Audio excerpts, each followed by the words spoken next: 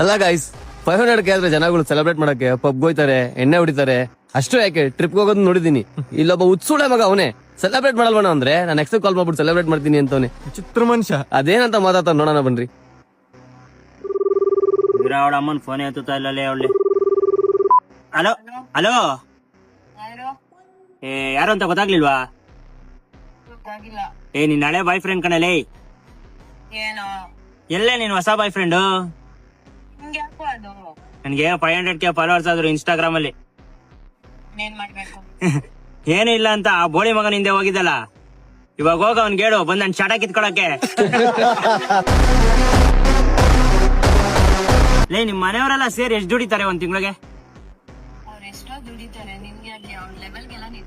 ಲೇ ಕೇಳಿಸ್ಕೊಳ್ಳಿ, ಎಷ್ಟ್ ದುಡಿತಾರೆ ಹೇಳಲಿ ಅಷ್ಟ್ ಹೇಳೆ. ಲೇ ನಾನು ತಿಂಗಳಿಗೆ 2.5 ಲಕ್ಷ ದುಡಿತೀನಲ್ಲೇ, ನಿಮ್ ಮನೆಯವ್ರಿಗೂ ಹೇಳೆ ಬಂದ್ ನನ್ ಕಿತ್ಕೊಳಕ್ಕೆ.